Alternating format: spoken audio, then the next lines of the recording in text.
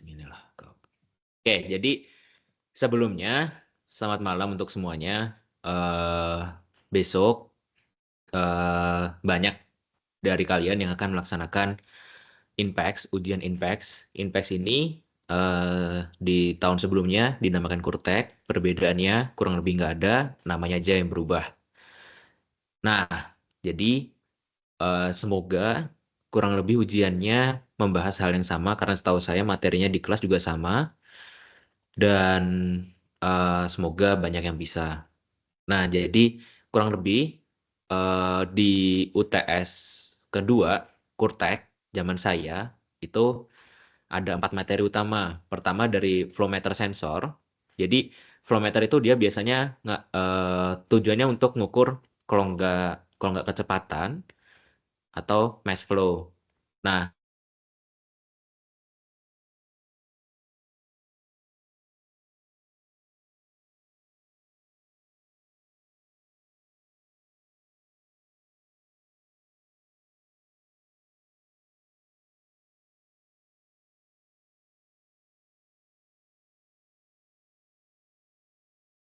RTD itu apa? RTD itu resistive thermal apa ya? Gue lupa.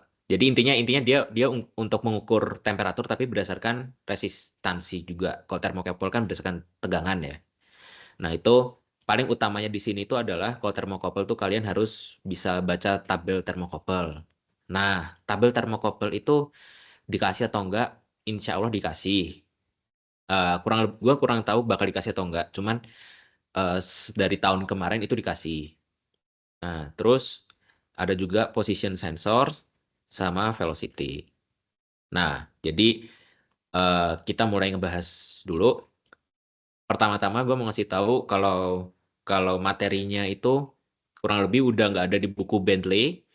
Cuman kalau kalian lihat PPT Pak Zainal, ya ini nggak terkhusus untuk kelasnya Pak Zainal. Cuman eh harusnya PPT kayak gini tuh sudah ada di arsip akademik. Nah, coba dicari archive akademik archive-nya. Biasanya tiap angkatan itu pasti ada. Oke. Nah, ini kita mulai dulu. Bismillah. Nanti kalau misalnya saya ada yang salah, terlalu cepat atau ada yang ingin ditanyakan bisa dipotong ya. Nah, harapan saya adalah kalian nggak cuma ngikutin, tapi juga ngevaluasi apakah apa yang saya kerjakan di sini itu benar atau salah. Oke. Jadi pertama kita itu mau ngebahas flowmeter sensor. Jadi di sini tuh dia pakai Orifice. Orifice itu yang warna yang di arsir ini, yang saya lingkarin warna biru. Dia itu merubah aliran dengan cara dia memberikan penyempitan. Nah, penyempitan ini mengakibatkan dia ada resistansi dalam aliran yang menyebabkan eh, adanya perbedaan tekanan di sini sama di sini. Nah, perbedaan tekanan ini itu akan kedeteksi nilainya berapa itu lewat H ini. Nah, dengan demikian bisa dicari nanti flow rate-nya seberapa. Oke, mungkin gue nggak akan ngerjain secara full, tapi gue coba deh ngerjain secara full juga.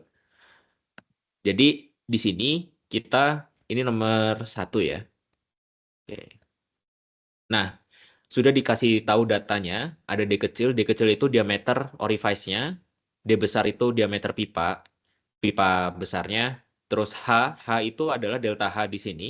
Jadi ketika dicek dengan ini itu tabung apa ya? Saya lupa, tapi ini intinya dicek dengan tabung ini, nanti dia ketinggian merkuri yang di dalamnya. Biasanya kalau nggak merkuri itu bisa dengan cairan lain, atau mungkin di sini tuh dia pakai udara. Ini pakai udara, mungkin nggak harus pakai orifice. Nah, nanti kalau misalnya dia pakai udara, berarti di sini biasanya pakai air.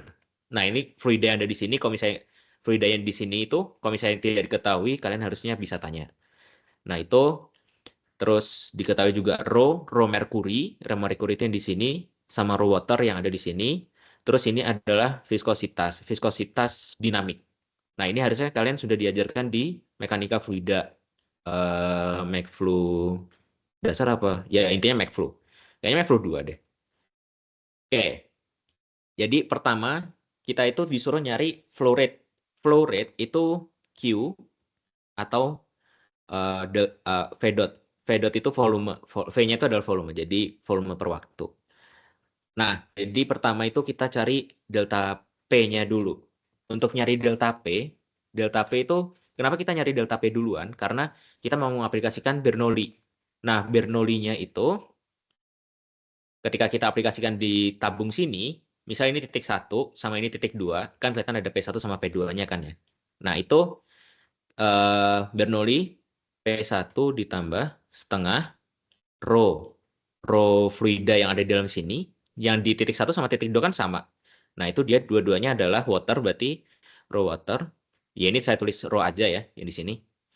Nah, itu setengah rho V1 kuadrat ditambah rho G H1 sama dengan P2 ditambah setengah rho V2 kuadrat ditambah rho G H2.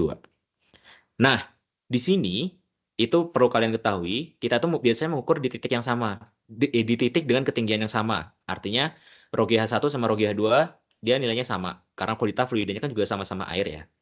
Nah, jadi kita perlu nyari P1, P2, rho V1 kuadrat sama setengah rho V2 kuadrat.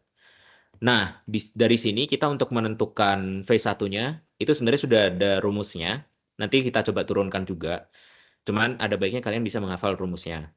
Nah, tapi yang jelas kita harus mencari dulu berapa perbedaan antara P1 dengan P2 ini. Nah, berapa nilai perbedaan tekanannya itu ditentukan dari tabung yang ketinggian H ini. Karena di sini itu menunjukkan ada perbedaan ketinggian pada fluida yang berbeda kan. Nah, ini ada merkurinya. Itu kita aplikasikan Bernoulli lagi. Aplikasikannya di mana? Kita aplikasikan tepat di titik terendah dari merkurinya. Jadi yang kuning ini adalah merkurinya. Ini merkuri. Nah, ini kita aplikasikan di sini dan di sini. Jadi kita lakukan rumus yang sama. Cuman kan kali ini di tabung ini dia kan nggak ada kecepatan ya.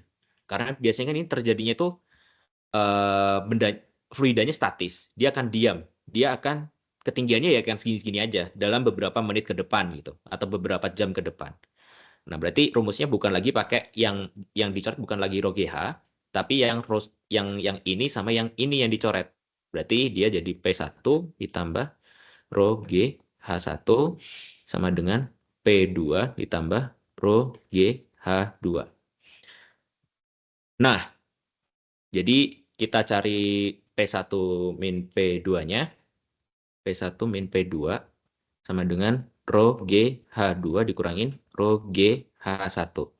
Di titik 2, fluida yang ada di sini, dia itu adalah merkuri. Sedangkan yang di H1, dia itu air. Nah, jadi rho-nya ini juga sudah beda. Makanya yang di rho GH2, dia langsung aja 13.600.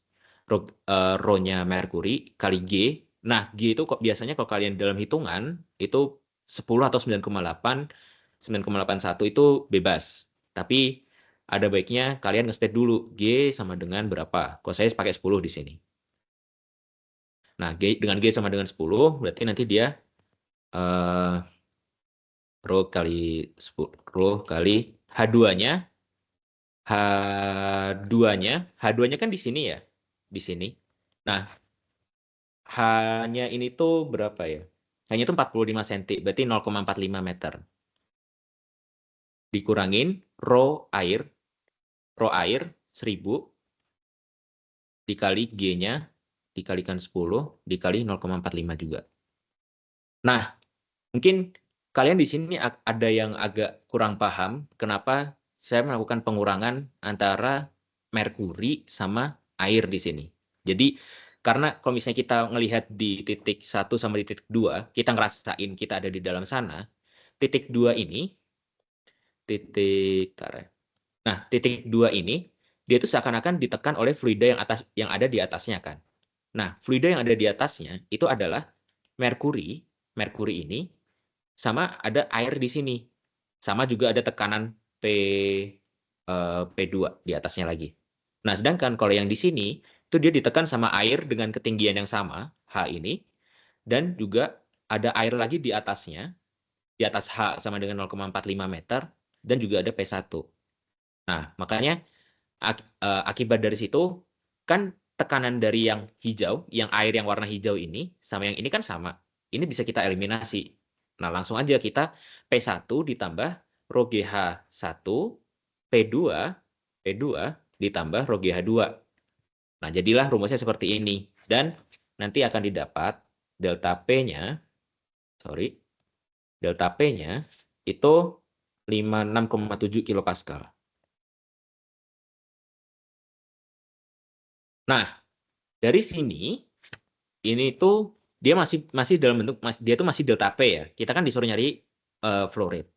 Kita masukkan ke persamaan yang ada yang ini tadi.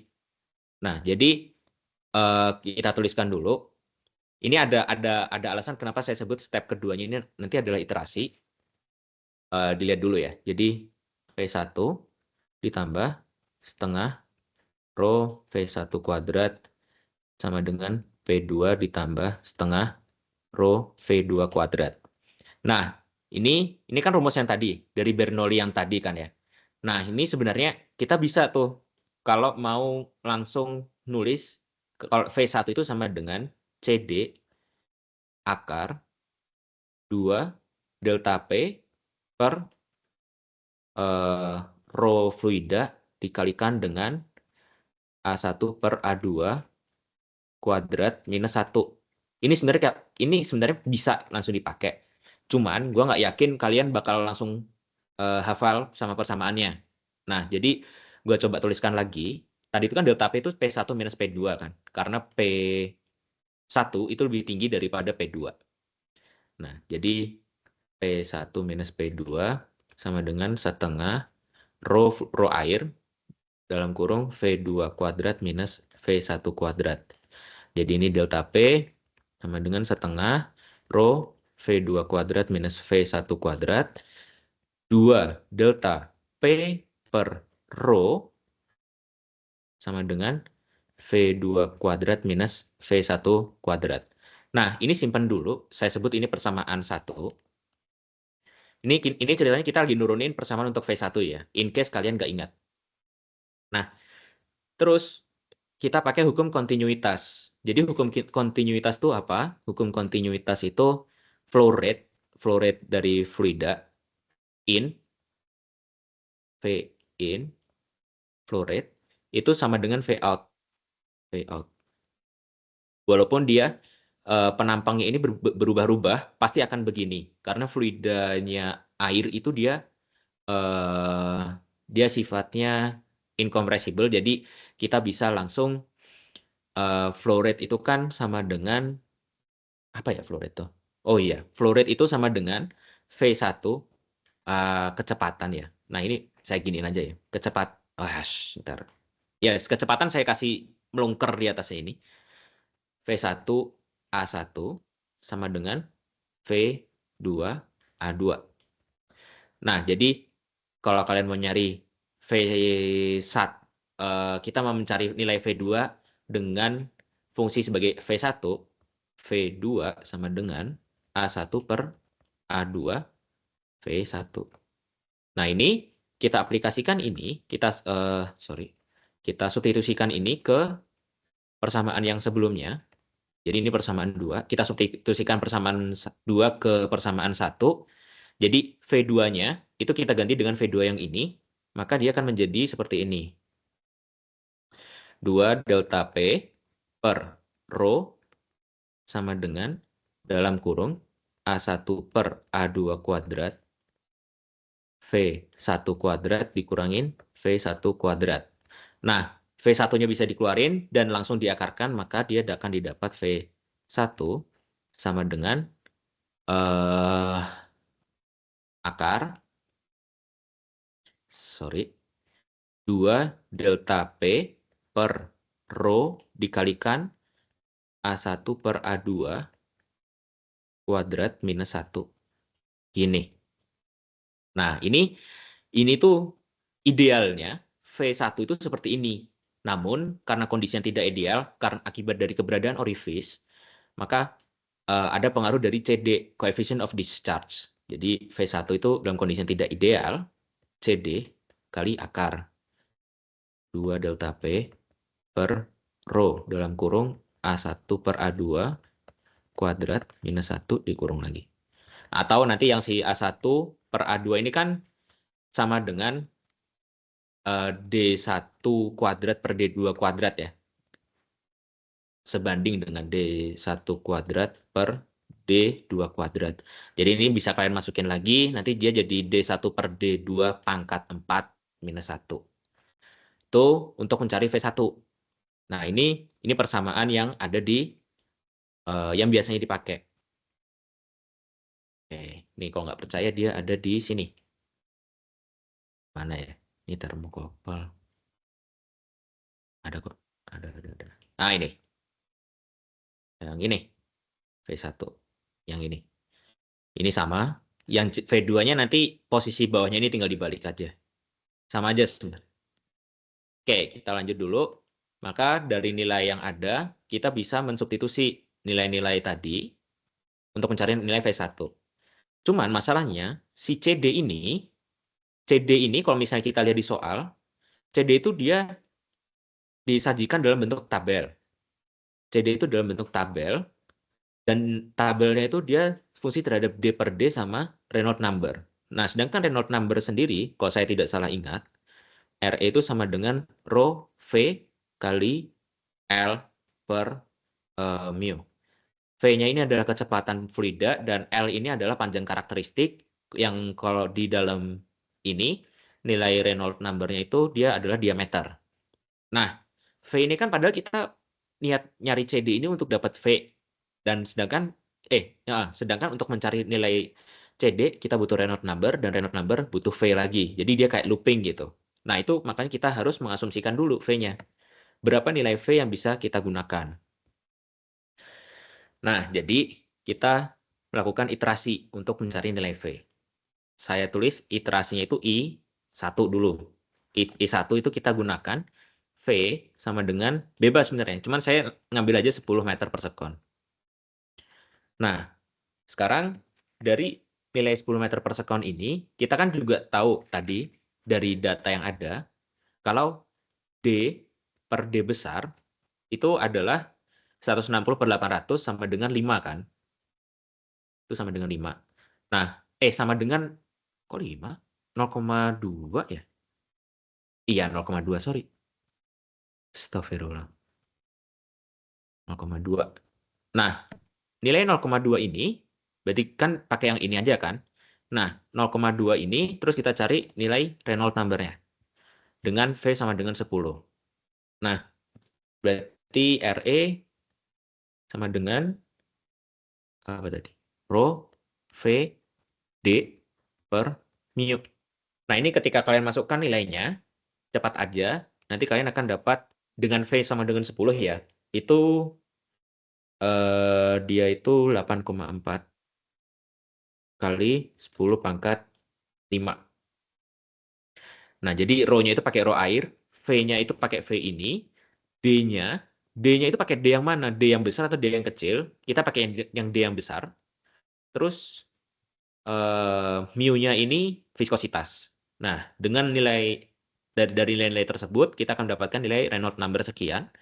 Dan kalau misalnya dari sini, kita bisa interpolasi di sini, itu dia di antara 10 pangkat 5 sama 10 pangkat 6 kan. Nah, dia itu bedanya 0,01 doang sih. Sorry, 8,5, 59. Iya, benar-benar. Sorry, kaget tadi. Nah, jadi kalau misalnya kalian interpolasi, CD itu dia jadi 0,59416. Nah, dengan nilai CD sekian, kita masukkan nilai V1 sama dengan CD dikali yang tadi, langsung aja angkanya ya di sini. Nah, berarti 0,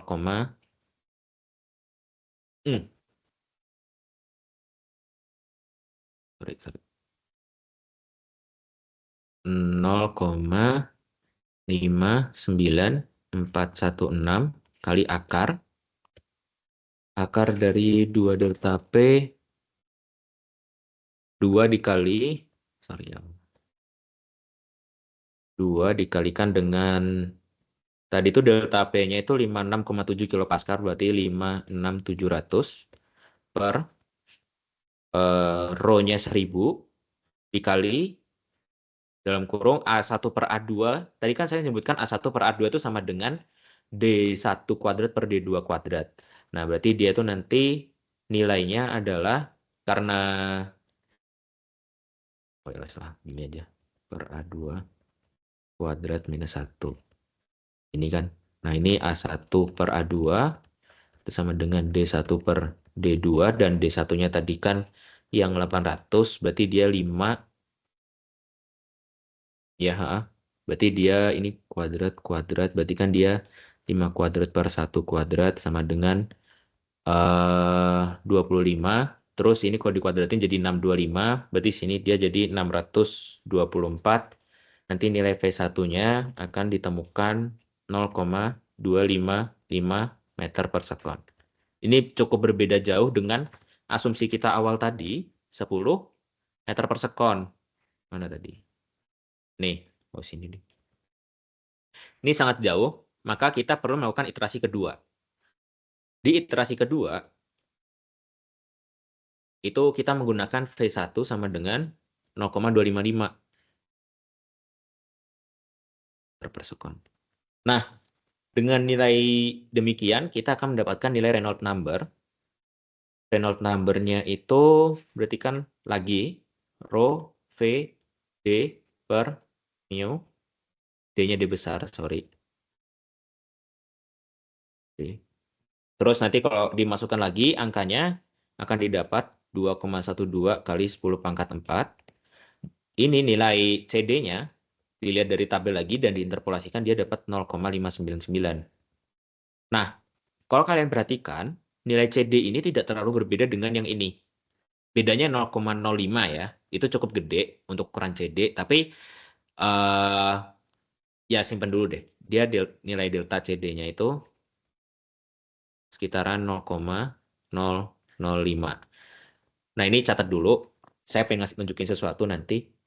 Nah, dengan CD sekian, V1-nya bisa dihitung lagi dan akan didapatkan nilai 0,255 meter per sekon lagi.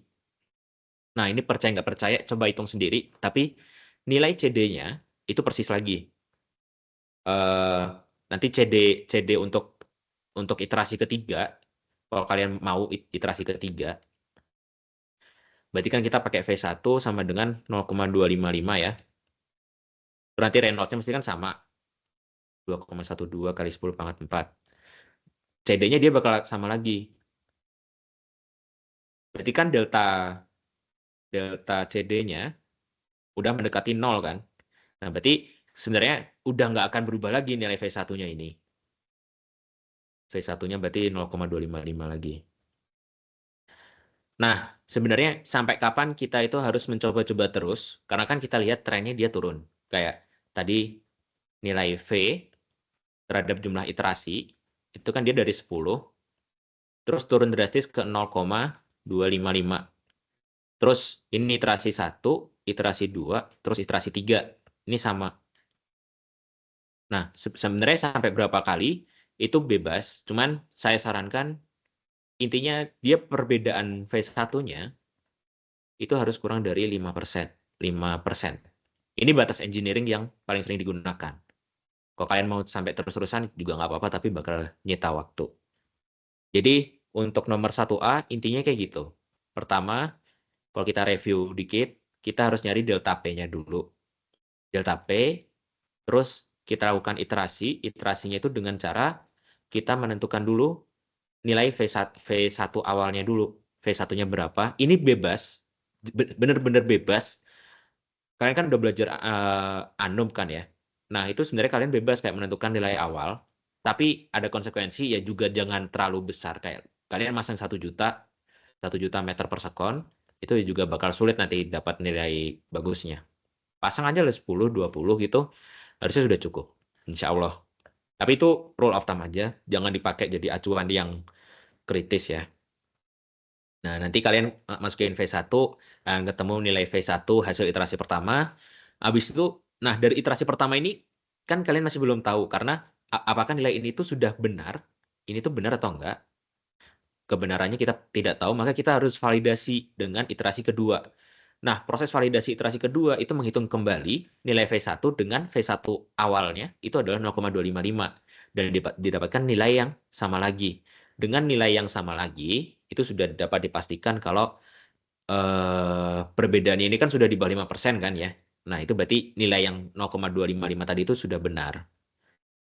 Dah, gitu. Nomor 1A. Ada yang mau nanya dulu?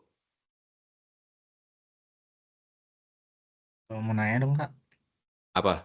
itu tadi berarti initial velocity-nya asumsi asal aja bagaimana? Benar-benar asal sih harusnya. Sepengalaman saya Eh juga gitu. Sepengalaman saya juga gitu.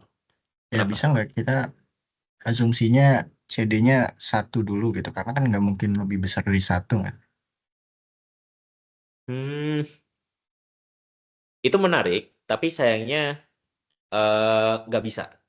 Karena gini, pertama ya, ini ini sebenarnya gua ngomong nggak bisa itu nggak ada acuan dasarnya. Cuman secara gamblangnya itu bisa dilihat gini nih. Lihat nilai D per D. D per D-nya itu kan dia 0,2 kan tadi.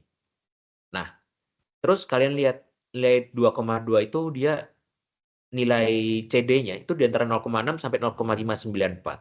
Bedanya dari nilai terkecil sampai nilai terbesar ke nilai terkecil aja itu 0,006.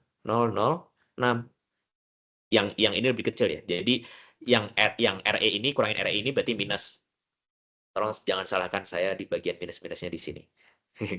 Jadi perbedaan 0,006 ini kan sangat dekat ya relatif terhadap nilai 0,6 sekitar 1%-nya. Kalau kita pasang CD itu sama dengan 1, itu udah jauh jauh di sini nih. Entah ada di RE sama dengan berapa. RE sama dengan berapa, kita nggak tahu. Kalau RE sama dengan berapa ini kita nggak tahu, itu padahal kita lihat lagi tadi, nilai RE itu kan sama dengan rho U kali D per mu. Nah, mu-nya aja itu sudah 10 pangkat minus 4 kalau nggak salah tadi. 10 pangkat minus 3, sorry. 10 pangkat minus 2 lah, karena 9. 10 pangkat minus 2. Berarti V-nya ini harus 0,01. Belum ada rho-nya. Rho-nya 1000. D-nya juga 0, sekian. Ya, D-nya asumsiin 1 deh. Berarti kan rho-nya udah 1000. Berarti dia butuh kecepatan yang jauh lebih lambat lagi. Dengan kecepatan yang jauh lebih lambat lagi itu sudah terlalu jauh dari kondisi yang biasanya terjadi sih. Gitu sih. Jadi kalau mau mengasumsikan nilai awalnya berapa, mending asumsiin nilai awal V0. Jangan asumsiin nilai awal CD. Mending CD ambillah yang ada. Kalau misalnya kalian ngasumsiin CD, enggak sih. Lebih sulit, terlalu sulit. Karena oke, CD-nya enak nih, langsung dapat berapa gitu kan. Tapi kalian nggak tahu ketika CD sekian ini tuh V-nya berapa. Dan V-nya berapa yang awal ini akan menghasilkan V yang berapa. Nah, menghasilkan V yang berapa ini apakah dia sudah benar dengan yang nilai awal ini kan kita nggak tahu. Makanya tadi harus ada iterasi gitu. Kurang lebih kayak gitu sih. Oke Kak. Oke. Ada lagi yang mau nanya?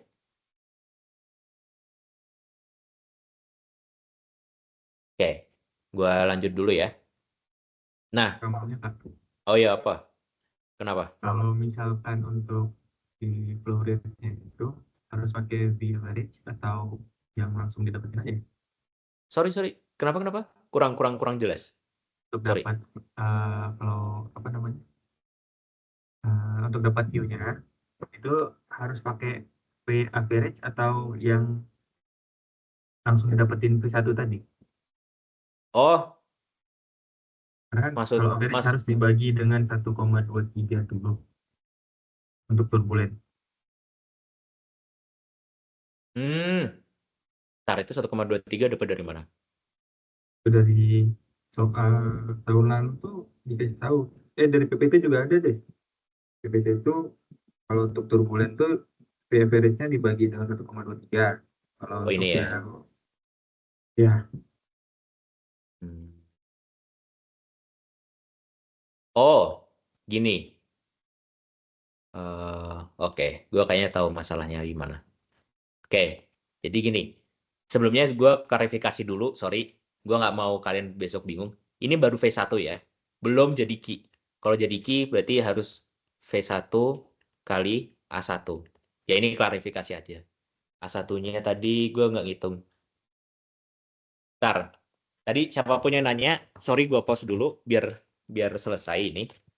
Sorry banget. Berarti ini nanti Q-nya sama dengan 0,255 dikali dengan pi per 4 dikalikan dengan 0,8 kuadrat. Berapa itu? 0,255 kali pi per 4 kali 0,8 kuadrat. 0,128. 0,128 ya, meter pangkat 3 per sekon.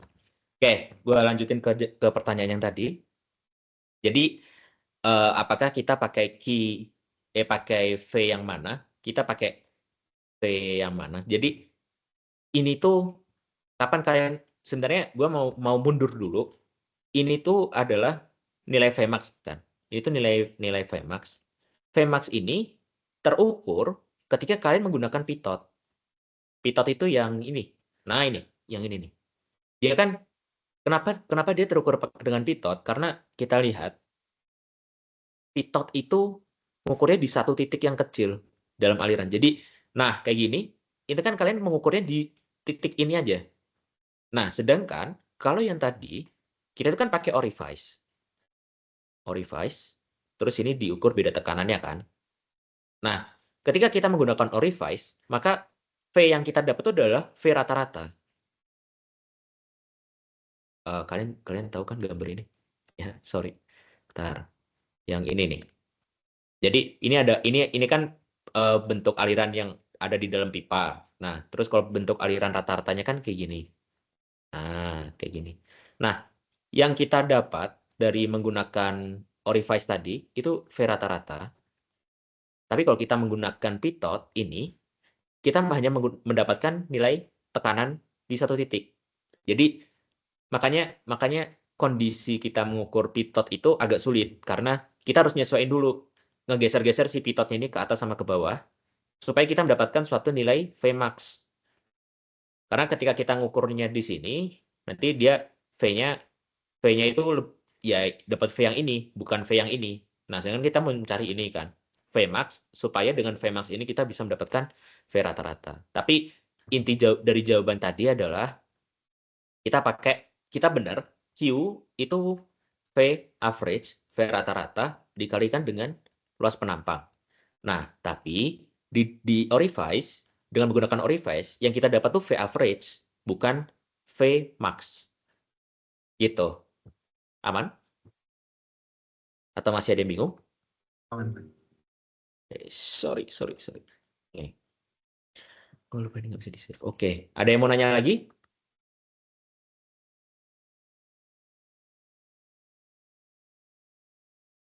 Oke. Kalau nggak ada, gue tutup dulu. Gue lanjut. Ini answer A. Oh, sorry. Habis.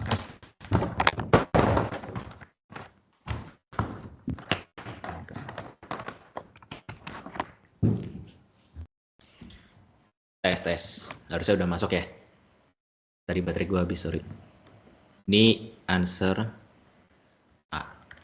Nah, oke, kita lanjut dulu ke yang B. What type of sensor? B sama C itu pertanyaannya sama. Tipe sensor untuk mengukur flow rate yang fluidanya itu fluida konduktif. Contohnya adalah H2SO4.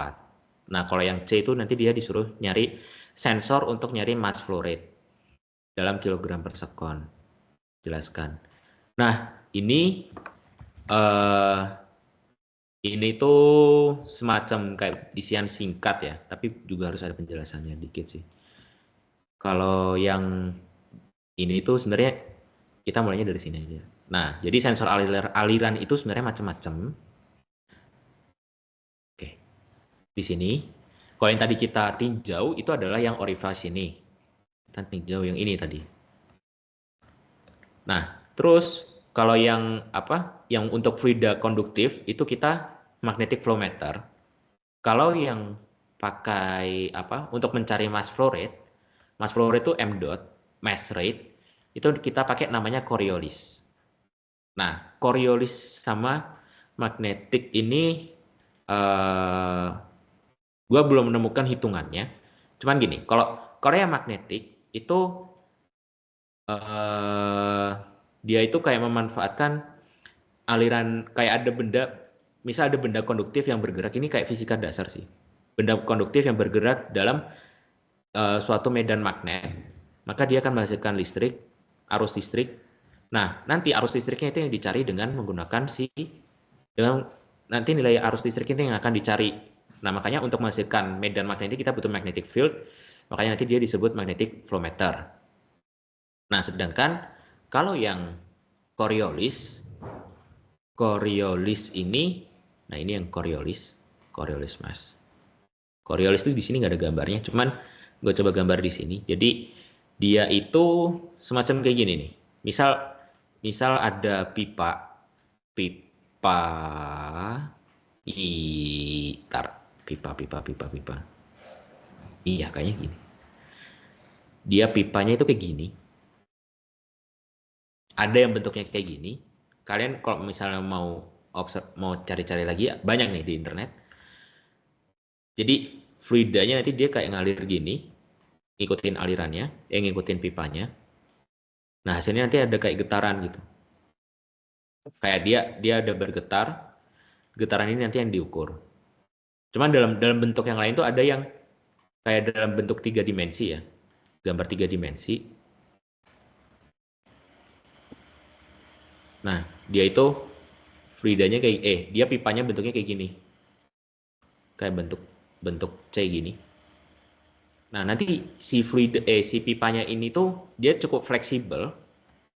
Jangan oranye, kasih biru. Dia cukup fleksibel sehingga dia bisa bergerak gini.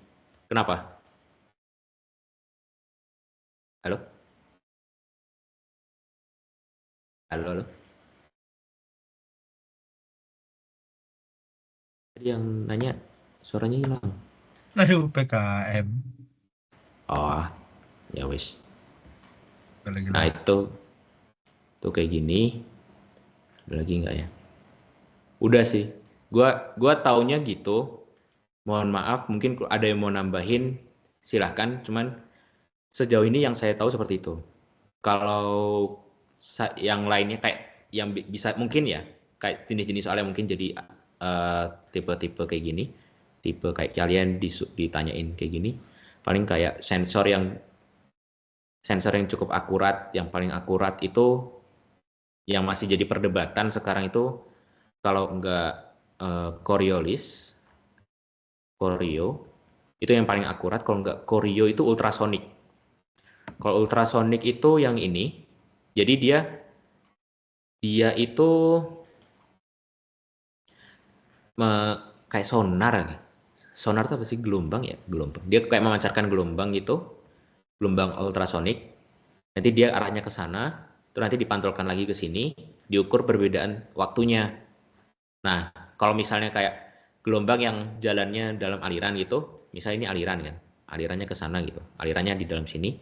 Nah, gelombang yang ikut aliran kan dia lebih cepat. Terus ketika balik lagi kan dia lebih lambat.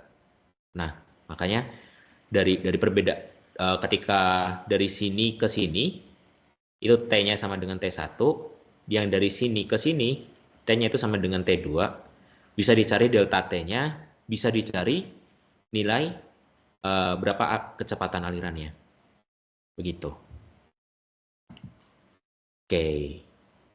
Dari situ ada yang mau ditanyain dulu? Mungkin? Bilang Ya, mungkin di slide yang pengukuran teknik yang ya. halaman ke-6 coba ke atas.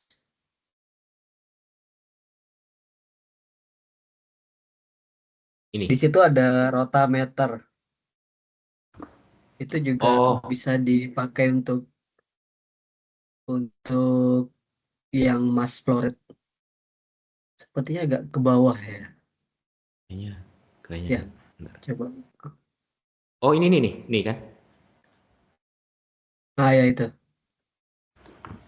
Itu juga buat mass flow rate biasanya. Dia ngangkat dia. Hmm. Lain yang Coriolis maksudnya tadi. Iya. Hmm. Oke, berarti saya tambahin di sini kalau nggak Coriolis berarti rotameter.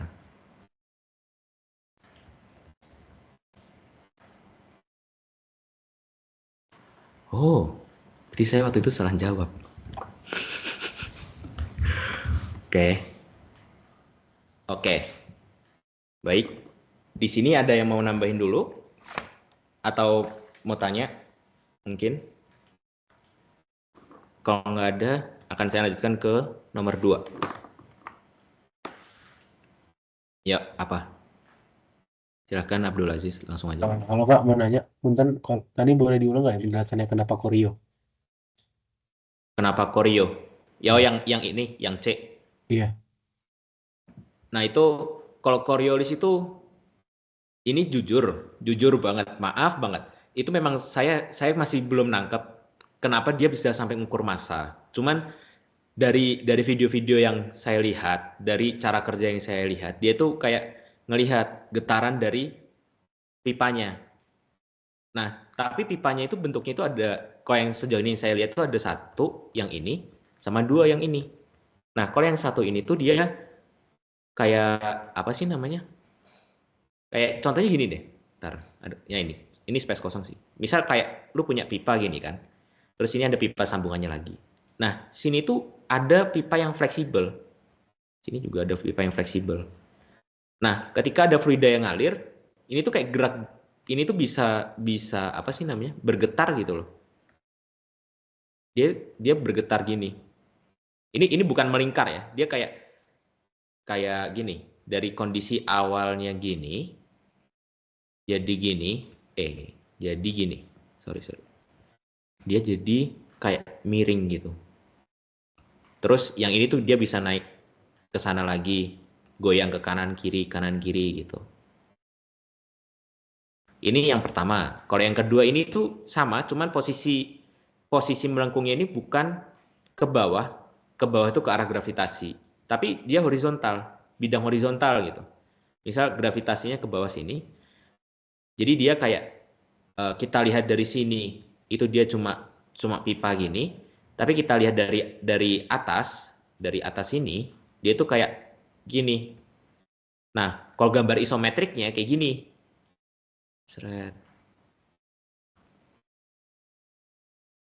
Nah, kayak gini, dia juga bergetar tapi arahnya naik turun. Naik sama turun gitu. Nah, kenapa dia bisa naik turun terus dari gerakan naik turunnya ini jadi hasil pengukuran mass flow rate sama dengan berapa, itu saya masih belum nemu gimana caranya. Tapi mereka memanfaatkan gerakan itu. Nah, cuman kalau cara lainnya ya dengan rotameter ini. Kalau rotameter dia menggunakan force balance dari drag force dari bawah ini, buoyancy sama gravitasi. Jadi ada 3 gaya. Cuman buoyancy biasanya diabaikan. Gaya apung kan.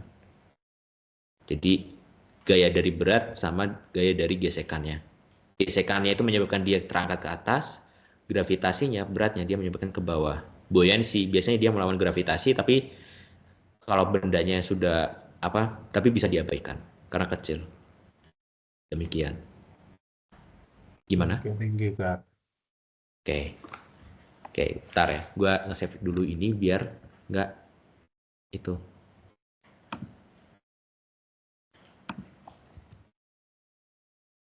Nanti bisa di-share. Oke, udah. Oke, ada yang mau nanya lagi? Kalau nggak, saya lanjut ke nomor 2.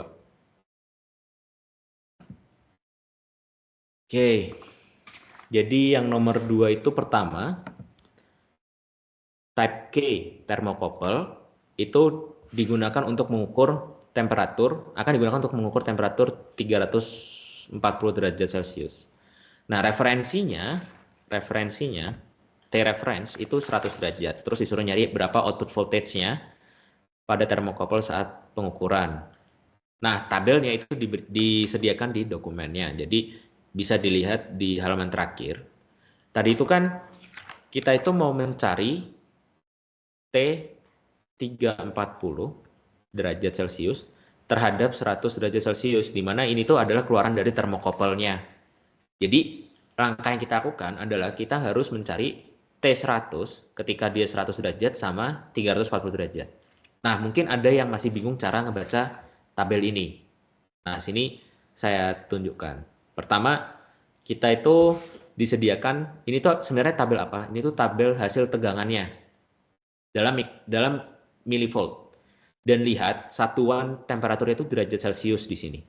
Ini perlu dicek dulu, benar nggak lu nyarinya di derajat Celcius, atau jangan-jangan ini Kelvin nih yang keluar. Nah, itu cek aja dulu.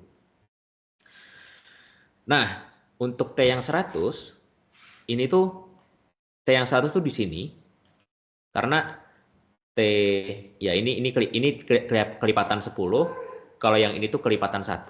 Jadi ini T100 di sini, T340 di sini.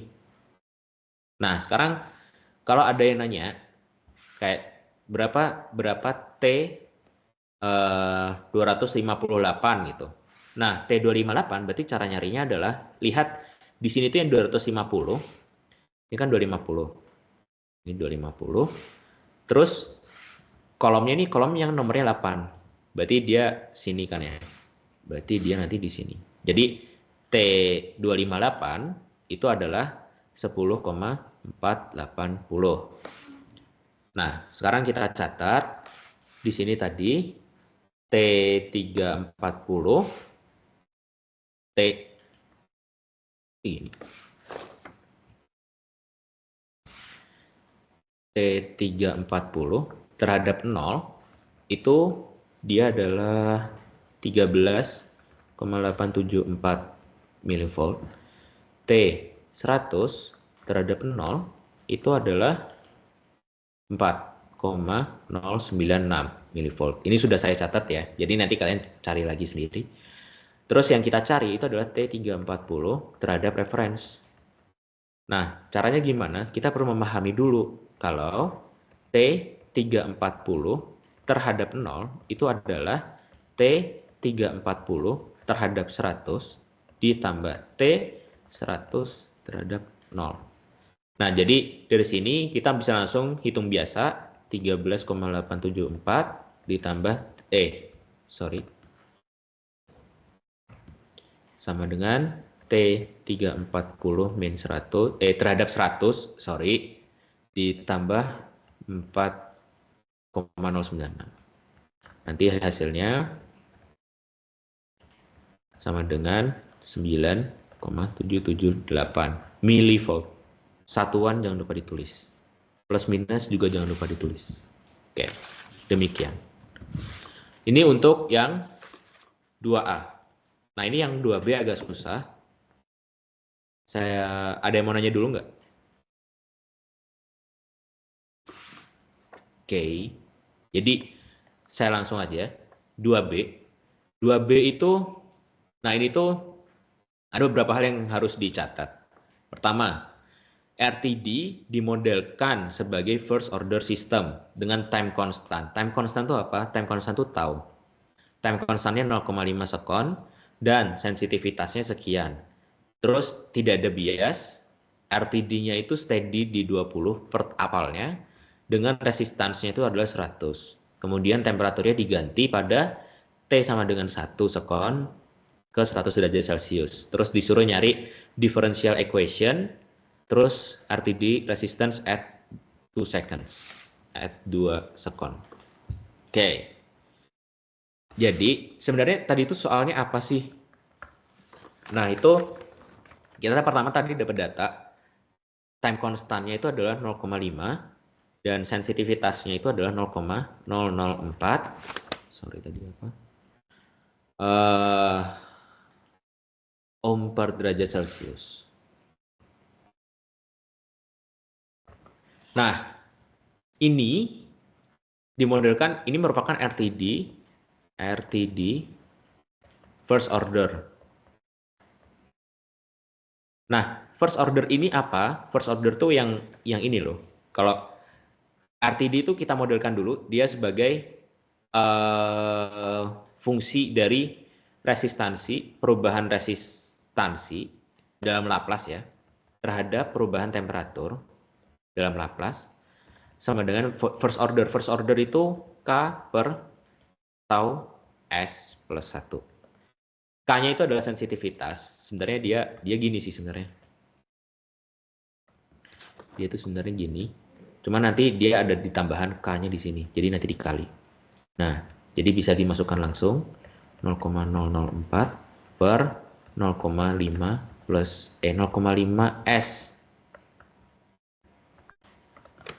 0,5 S plus 1. Nah, dari sini kita tuh disuruh nyari, tadi tuh nggak usah derivative form deh. Differential equation. Maksudnya differential equation itu gimana? Ini tuh sebenarnya sudah pernah dibahas di DINSYS sebelumnya Laplace. Jadi differential equation itu ya persamaan diferensial. Jadi ini kita kali silang, yang ini sama ini kita kali silang. Dia nanti jadi 0,5 S dikalikan dengan RS ya, ditambah R sama dengan 0,004 T. Nah, ini kan dia domain Laplace, di inverse Laplace. Dia jadi SR itu S dari fungsi, berarti di inverse Laplace kan jadi turunan ya. Berarti dia tuh nanti jadi 0,5 turunan dari R terhadap waktu. Berarti dia dr T per dt ditambah R T sama dengan 0,004 T terhadap waktu. Jawaban akhirnya mana? Jawaban akhirnya adalah ini. Ini adalah jawaban akhirnya. Nah, tuh. Jadi ini tuh istilahnya kayak fungsi, hubungan antara fungsi dari resistansi terhadap temperatur dalam bentuk differential equation terhadap domain waktu T. Domainnya domain waktu, bukan S lagi. Oke. Terus 2B bagian B lebih ribet lagi. Di bagian yang kedua, RTD resistance at T-nya sama dengan 2. Nah, jadi gini. Saya tulis gini aja. Sebenarnya itu ini mending kita lihat dulu inputnya. Jadi inputannya itu kita melihat ada 2 step function. Jadi pertama kita lihat, kita harus cermat dulu. Initially RTD-nya itu steady at 20 derajat Celcius with at resistance 100 ohm. Terus at 1 second suddenly to 100 derajat Celcius. Kata-katanya suddenly. Berarti dia yang awalnya ada di 20, suddenly at T sama dengan 1, dia naik ke 100. Ini 100. Ini 20. Ini T dalam derajat Celcius.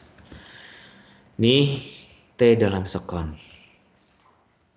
Kan dia di T sama dengan 1 dia naik 80 derajat Celcius kan. Nah, ini fungsi input ini harus kita jadikan ke domain Laplace dulu.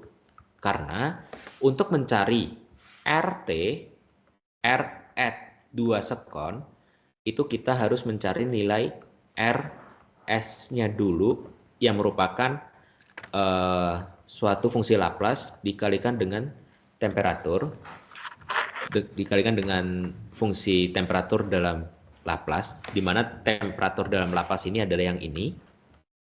Kenapa warnanya jadi hijau? Nah, terus nanti kita inverse Laplace dulu. Kali inverse Laplace, jadi RT, T-nya sama dengan 2, dapat ini. Nah, jadi dari sini TS-nya ini tuh, nah T dalam Laplace ini, gimana caranya kita menentukan fungsi dalam Laplace? Kita pertama harus lihat dulu, dia ada dua step function. Pertama ke 20 sama ke 100, berarti dia naik 80. Kenaikan 80 ini setelah dia delay 1 sekon. Ini delay, time delay. Nah, rumusnya gimana? TS itu untuk step function pertama, itu kan step function ke 20 derajat Celcius kan. Berarti 20 per S. Ini dia step function sejak awal tanpa ada delay. Jadi delaynya sama dengan 0. Terus ditambah untuk ke 100, berarti kan dia ditambah 80. Nah, tapi dia delaynya 1. Ini di tabel Laplace itu sudah ada sebenarnya. 80. Kan kalau step function-nya kan berarti nambah 80 per S kan.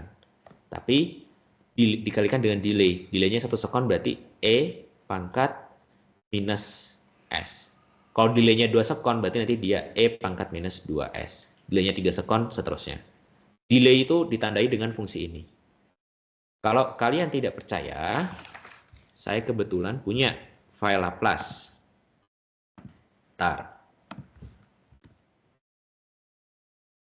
Saya simpan sejak Antekdas. Nih, jadi mana ya yang bisa dipakai? Ini, yang fungsi nomor 11. Nah, ini ada baiknya kalian hafalin dulu deh. Jadi, fungsi dengan delay itu kan T-min alpha kan. Alpha itu adalah berapa lama delaynya. Nah, itu sama dengan fungsi Laplace tersebut dikalikan dengan E pangkat minus dari AS. Jadi ini pangkat minus 1 dikali S. Berarti kan delaynya 1 sekon. Ini TS-nya. Terus, karena kita sebelumnya sudah menyadari bahwa RS per TS sama dengan 0,004 per 0,5 S plus 1 atau 0,008 per S plus 2. Dan dengan demikian kita mengetahui bahwa RS sama dengan 0,008 per S plus 2 dikalikan dengan TS. Bentar ya. 20 per S ditambah 80 per S E pangkat minus S. Kenapa tadi yang mau nanya? Siapa tadi ya? Ada yang mau nanya? Oke. Kalau enggak, berarti saya lanjutin dulu. RS ini nanti pada akhirnya kalian harus menginverse Laplace kan. Dia nanti jadi 0,16 per S kuadrat plus 2S ditambah dengan 0,64 per S kuadrat plus 2S dikalikan dengan E pangkat minus S. Kalau misalnya kita lanjutkan lagi, kita perlu memecah ini jadi A per S sama ditambah B per S plus 2. Yang 0,64 ini nanti dia jadi C per S ditambah D per S plus 2. Itu yang bocor, tolong ya. Nah, terus ini nanti S-nya. Ini cepat aja karena saya sudah sempat ngitung. Alhamdulillah. Itu didapatkan 0,08. A-nya itu 0,08. B-nya nanti dia juga minus 0,08. Jadi dia 0,08 S ditambah, dikurangin 0,08 per S plus 2 ya. S plus 2 ditambah 0,32 E pangkat minus S per S ditambah astagfirullah, dikurangin 0,32 E pangkat minus S per S plus 2. Nah, karena kalian tadi sudah saya sarankan untuk menghafalkan Laplace, kalian juga harus menghafalkan inverse Laplace-nya juga. RT sama dengan, nah ini kan step function. Nah, kalau step function berarti kan dia langsung ya. Nah, mungkin ini adalah bentuk yang kurang kalian kenal. Kalau kita cek di sini, Laplace transform itu Ft dikalikan dengan 1 dalam kurung T minus alpha. Nah, ini tuh kayak satu fungsi T minus alpha itu maksudnya gini, kayak kalau T-nya itu sudah lebih besar dari alpha, maka fungsi ini tuh baru berjalan. Lebih besar dari sama dengan alpha, maka fungsi ini tuh baru berjalan. Ya, kurang lebih kayak gitu. Jadi, sama aja sih kayak dikalikan dengan T minus alpha. Nah, itu ada baiknya kalian masukin aja. Jadi kan kalau ini kan alfanya 0 ya. Berarti 0,08 dikalikan 1 T 0 dikurangin 0,08 E pangkat minus 2 T, kalau nggak salah ya. Iya benar. Dikalikan dengan 1 T ditambah 0,32 dalam kurung dikalikan dengan 1 T minus 1 delay 1 sekon dikurangin 0,32 dikalikan dengan E pangkat minus 2T dikalikan 1 T minus 1. Jadi maknanya apa? Maknanya adalah yang ini dia kan T-nya itu T doang dikalikan dengan satu fungsi T. Satu fungsi T itu berarti dia mulainya dari T sama dengan 0. Dia sudah jalan tuh. Sedangkan kalau yang ini dia tuh baru berjalan setelah T-nya itu lebih dari sama dengan 1. Yang ini nih yaitu mulai berjalan ketika T-nya itu lebih besar dari sama dengan 1. Lebih besar dari sama dengan 1. Nah, berarti sekarang kita bisa nyari nih, ketika T-nya sama dengan 2. Kalau ketika T-nya sama dengan 2, berapa resistansinya? Berarti dia R2 sama dengan 0,08. 2 kan sudah lebih besar dari 0. Berarti ini sudah bisa dihilangin. Berarti dikalikan 1 aja gitu loh.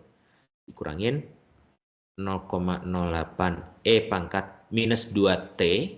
Minus 2T ini berarti dia jadi minus 2 kali 2. Nah ini sorry. Ini bukan gini tapi T minus 1. Jadi yang ininya bisa gue geser dikit. 1 dalam kurung T minus 1. Nah, terus iya kan? Iya benar. Nanti habis itu dia ditambah 0,32 dikurangin 0,32 E pangkat 2 minus 2 dikalikan dengan 1. Nanti ini R-nya, R2 ini sama dengan 0,355 ohm. Nah, perlu kalian ketahui, R tadi ini itu adalah perubahan dari R, adalah delta R. Berapa nilai resistansnya? Diketahui tadi awalnya itu adalah R-nya itu R init, itu sama dengan 100 ohm. Berarti R at 2 sekon sama dengan 100,355 ohm. Done. Dah, itu nomor 2. Ada yang mau nanya dulu? Ya Allah. Silahkan kalau ada yang mau nanya atau ada yang nggak paham. Dipersilahkan.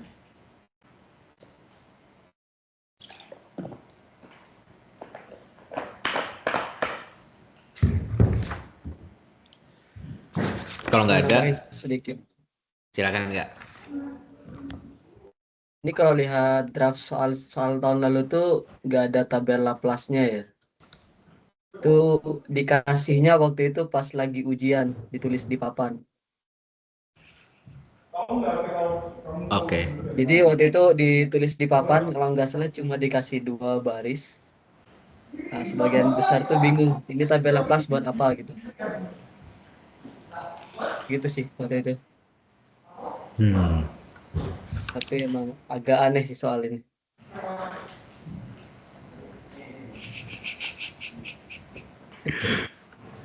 Sedih. Kalau yang A masih masuk akal lah, masuk materi gitu. Yang B kayak out of topics. Ya.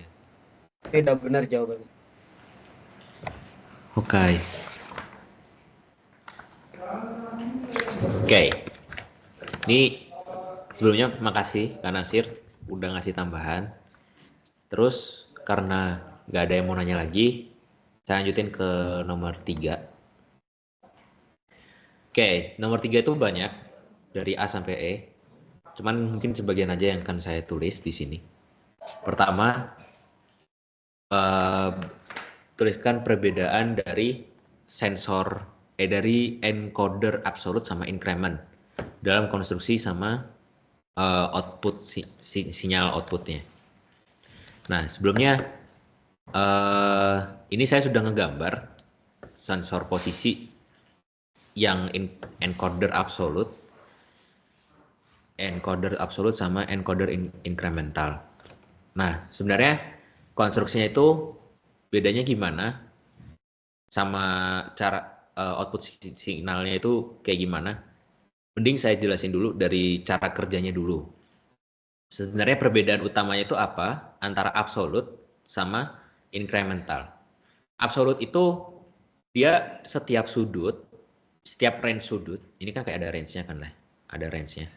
Dia itu setiap range sudut tuh ada kodenya.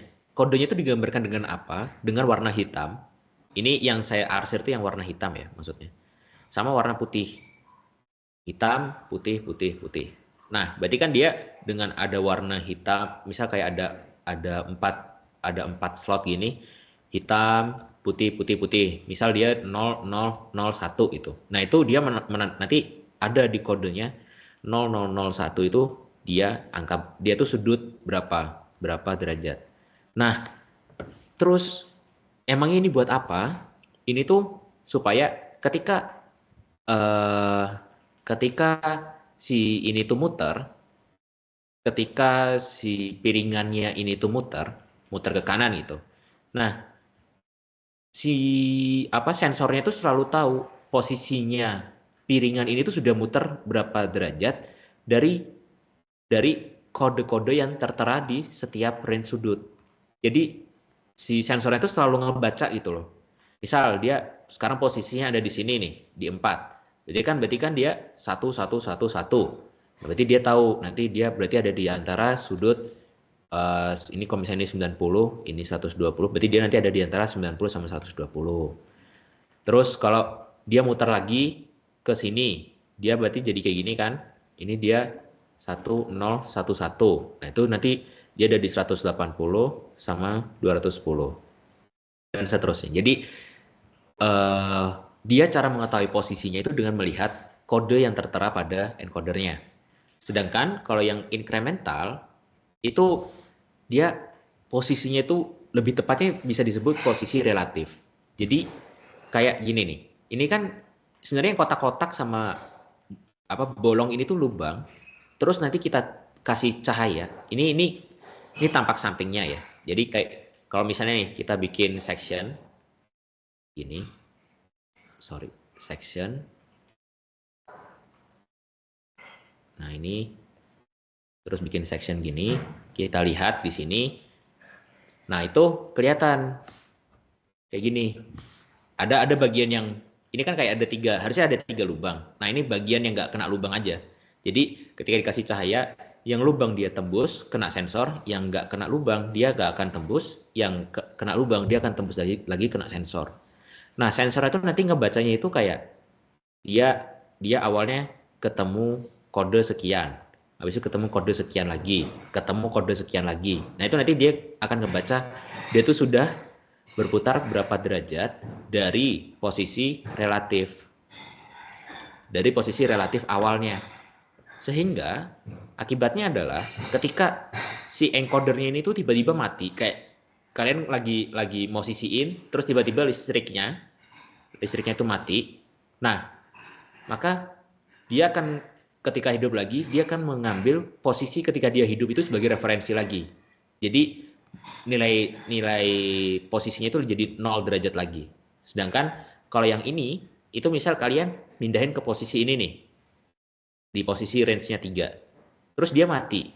Terus hidup lagi, berarti kan dia ngebacanya kan tetap ini. Dia akan ngebaca 0111 lagi. Nah, makanya dia akan ngebaca, oh ini berarti saya sedang ada di posisi range antara 60 ke 90 derajat, di posisi 3. Gitu. Jadi output sinyalnya itu kalau absolut, dia itu kan kode ini, kode setiap posisi. Kalau incremental itu output sinyalnya itu untuk menunjukkan posisi dia relatif terhadap posisi awalnya. Jadi untuk menentukan posisinya itu dilihat dari urutan-urutan yang dibaca oleh sensor ini ketika dia dikenai cahaya. Ketika si ini tuh berputar, si encoder ini berputar. Nah, konstruksinya kalau sini berarti kan dia kayak semacam, ini mohon koreksinya Kak Nasir kalau saya salah. Cuman saya nangkapnya itu kayak dia kayak ada reflektor. Jadi kalau misalnya dia ada reflektor atau warna hitam sama warna putih, dia akan kebaca sama sensor. Maka nanti dia akan di output sinyalnya dia akan berbentuk kode-kode yang setiap kodenya itu menandakan sebuah posisi. Dan kalau incremental, ini tadi ngebahas konstruksi. Kalau konstruksi berarti dia ini bentuknya kayak piringan yang ada warna hitam sama putihnya. Kalau yang incremental tuh dia bentuknya lubang-lubang yang ketika diputar dia akan menunjukkan urutan sinyal ke sensor yang menandakan posisi relatifnya dia terhadap kondisi awalnya. Kurang lebih seperti itu. Mungkin ada yang mau tanya atau menyalahkan dulu? Silahkan, Abdul Aziz. Kak, aku masih Baik. kurang nangkep pembacaan angka 01 di absolute encoder itu, boleh tolong dijelasin ulang nggak ya, Kak? Oh, yang ini. Iya, masih Kak. Ya, intinya sebenarnya gini aja sih, kayak setiap, gimana gue ngejelasinnya? Gini, jadi ini kan kelihatan nih, ntar gue hapus, gue bersihin dikit.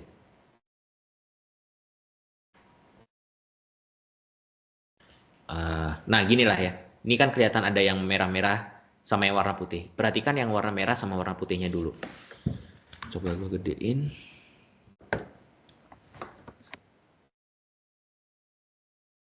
Nah, kalau dari posisi ini deh.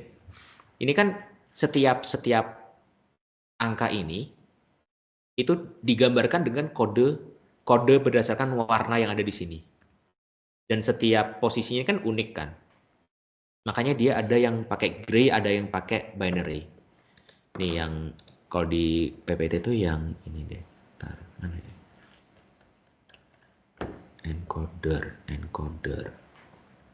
Posisi itu di bawah. Nah ini. Nah ini. Setiap posisi 1, 2, 3, 4, 5 itu dia kodenya unik berdasarkan warnanya.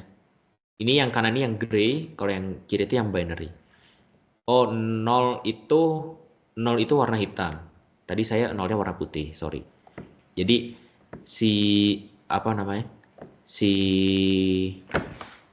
ini saya coret-coret enggak ya? Bisa. Nah, jadi si pembacanya itu dia kan ngelihat dari dalam keluar nih misalnya. Nah, dia tuh kelihatannya kalau yang posisi 0 itu kan dia 0, 0, 0, 0. Nah, 0, 0, 0, 0 itu dalam kode yang diberikan di sini, dia itu zonanya zona 0. Nah, ketika dia digeser lagi ke sana 30 derajat deh misalnya. Terus dia end up di sini, dia ngebaca dari dalamnya kan 0, 0, 0, 1. 0, 0, 0, 1 itu dalam binary itu zona 1. Zona 1 itu karena di sini angkanya 1 gitu. Ini angkanya 1 kan. Terus dia diputar lagi sekian derajat, and selesai putaran dia nanti posisinya di sini nih. Nah, ketika di sini dia kan kebacanya 1 dari dalam 1, 0, 0, 0. Nih tanpa melihat ini 1, 0, 0, 0 dilihat di sini dia posisi ke-8. Dan di sini itu memang posisi ke-8, zona ke-8. Gitu sih, itu gamblangnya. Itu kurang lebih kayak gitu. Gimana? Aman nggak? Atau masih kurang Kalau paham? kalau yang gray code itu gimana Kak? Nah, prinsipnya sebenarnya sama kayak binary. Setiap kombinasi ini tuh menandakan suatu angka, ya kan? Nah, cuman bedanya adalah kenapa si gray code ini ada? Gray code ini diadakan karena ketika, ntar gue hapus dulu, gue clear dulu. Ketika kita ngelihat pakai binary deh, kita gua mau mulai penjelasannya dari binary. Ketika dari zona 0 ke 1 itu kan dia berubah angkanya kan satu aja. Yang angka ini sama angka ini. Terus 1 ke 2 itu berubahnya 2 angka. Berubah yang ini, jadi dari 1 ke 2 berubah dari 1 ke 0, 0 ke 1. Yang 3 itu yang berubah cuma 1, jadi 2. Terus kalau 4 yang berubah 3 angka. 1, 2, 3 terhadap ini. Nah, ini tuh bukan hal yang disarankan, bukan hal yang disukai. Jadi ada orang yang ngebikin perubahan angka setiap zonanya itu cuma berubah satu-satu aja. Berubah satu angka per kode. Jadi yang ini kan dia berubah 0 ke 1. Terus dari 1 ke 2 ini dia yang berubah cuma yang bagian sininya aja. Dari 2 ke 3 yang berubah yang 1 yang pertama. Terus 3 ke 4 yang berubah yang angka ketiga ini, yang ribuan. Ya ribuan lah. Atau yang dari 10 ke 11 dia yang berubah tuh dari 1 ke 0. Nah kayak gitu. Jangan kalau binary kan nggak semuanya berubahnya itu cuma satu angka. Ada yang 2 kayak yang ini tuh 2. Terus ini ke sini tuh malah 4. Ini 1 ke 0, 1 ke 0, 1 ke 0, 0 ke 1. Nah itu bukan hal yang disukain. Makanya dibuatlah sebuah kode lain untuk untuk absolute encoder. Ini absolute kan? Ya ini absolute encoder, namanya gray code. Nah gray code ini dengan menggunakan gray code, perubahan nilai angka-angkanya itu cuma satu-satu aja. Gitu sih. Gimana? Oke, makasih Kak. Oke. Ada yang mau nambahin dulu? Atau ada yang mau nanya lagi? Silahkan.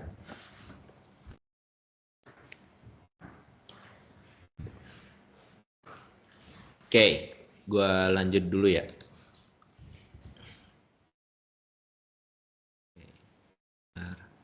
Nah, kita ke yang nomor 3B.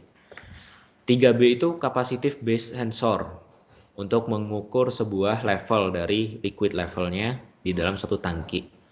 Asumsikan the electric constant of the liquid is K times air, surface area-nya itu adalah A, terus distance between surface, jadi antara yang hitam ini terhadap permukaan luarnya itu D, cari nilai kapasitansinya lah, cari nilai kapasitansi dari sensornya. Nah, ini kita mulai dari kapasitor dulu. Kapasitor itu kan sejatinya dia adalah dua pelat yang ini. Dia itu dua pelat yang didekatkan, terus dikasih tegangan, maka nanti dia akan muncul kapasitansi. Nah, cuman ini kapasitansi ini banyak variabel yang mempengaruhi. Emang rumusnya kapasitansi itu apa? Rumusnya kapasitansi itu adalah gampang, C sama dengan kapasitansi itu sama dengan permitivitas ruang hampa dikalikan dengan permitivitas relatif terhadap ruang hampa dikalikan dengan A per D. D itu adalah jarak ini. A-nya itu adalah luas permukaan. Terus ini adalah permitivitas ruang hampa vakum. Yang ini adalah berapa kali dari permitivitas vakum. Berarti angka berapa kalinya lah. Nah, cuman kalau di sini ini tuh relatif apa sih tadi namanya? Nah, ini kan assuming that the electric constant of the liquid is K times of the air. Berarti misal ini udara, ya udara ini air kan. Ini udara, berarti yang water itu sama dengan K kali air. Udah kayak gitu aja. Terus disuruh nyari kapasitansinya. Nah, kapasitansinya itu kan tergantung dengan jumlah, dengan tinggi H-nya kan harusnya. Secara nalarnya kayak gitu. Kayak kenapa barang ini ada?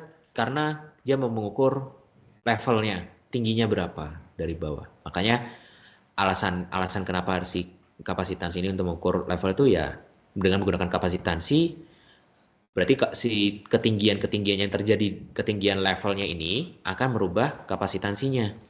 Cuman hubungannya gimana? Nah, yang akan kita bahas. Jadi, perhatikan kalau level airnya itu berubah, naik atau turun, maka kan luas permukaan. Tadi kan saya sudah nyebutin kalau dia, si C ini, kapasitansi ini kan bergantung pada salah satunya adalah permitivitasnya kan. Permitivitas yang terjadi lah. Nah, sedangkan kalau di sini kan yang misalnya kayak box gitu, yang udara sama yang air kan harusnya beda tuh nilainya kan. Dan harusnya yang lebih besar yang airnya, karena dia air tuh water maksudnya. Water, air, bukan air. Itu karena dia tuh nilai permitivitasnya adalah K kali E kali permitivitas referensi, yaitu udaranya. Nah, berarti kita harus modifikasi si nilai kapasitansinya itu. Idenya kurang lebih kayak gitu. Caranya gimana? Ya berarti kita tinggal ngevariasiin nilai A-nya, karena si nilai apa sih namanya? Yang terkena permitivitas water itu kan cuma sejauh yang ini aja kan, yang warna biru gitu. Atau yang di sini tuh dia cuma yang ini aja. Dan kata lain itu sebenarnya adalah H2 min H0.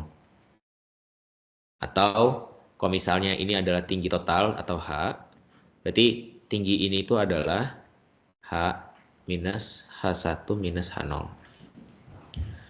Nah, bagian ini relatif terhadap bagian total itu adalah H min H1 min H0 per H min H0. Karena kan tingginya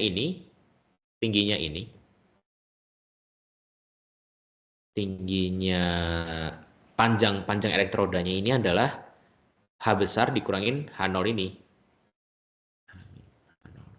Nah, berarti dengan menggunakan rumus yang ini, kita bisa mencari nilai kapasitansinya. Itu adalah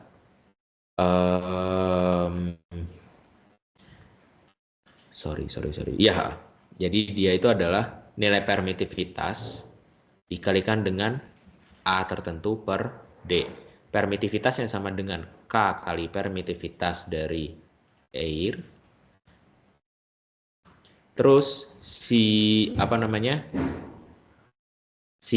A-nya itu adalah H min H1 minus H0 per dipisah dulu aja. H min H1 per H0 per H min H0. Terus ini per D. Ini kan tadi D yang ini, jarak kali A. Gini, jadi kayak kita mau partisiin A-nya aja. Berapa bagian dari A yang kena air. Itu nanti dia akan mempengaruhi nilai kapasitansinya. Udah sih gitu.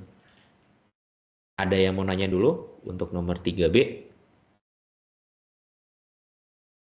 Silakan.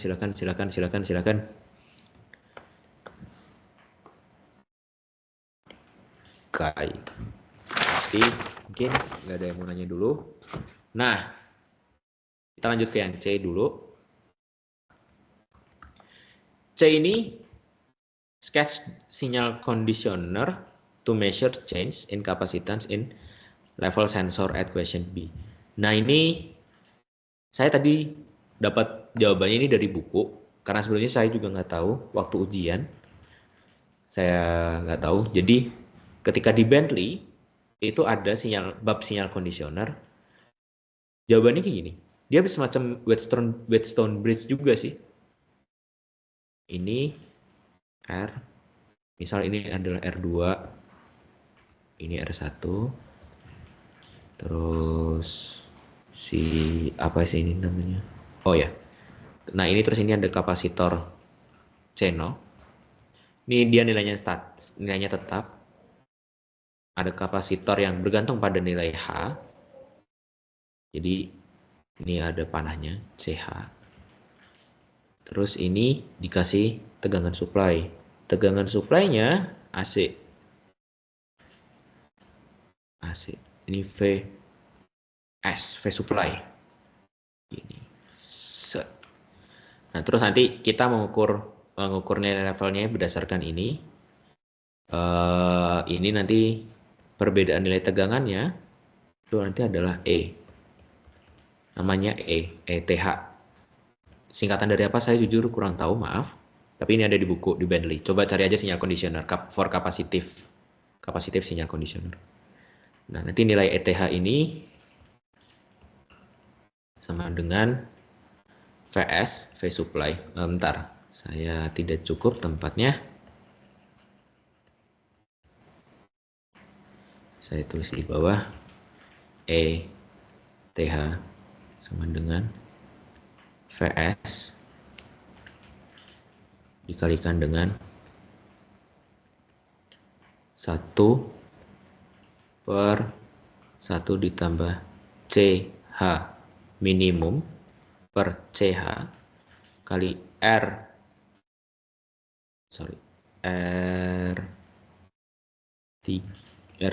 per R2. Terus ini dikurangin dengan 1 plus R1 per R2. Dah, itu. Ya ini, ternyata sudah saya tulis. Astagfirullah. Ya, kayak gitu. Jadi dari rangkaian sinyal conditioning kayak gini, mirip dengan Wheatstone Bridge, dihasilkan ini. Demikian. Ada yang mau nanya?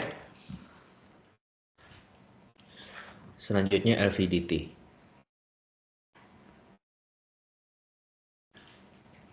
Nggak ada yang mau nanya. Saya lanjut kalau gitu.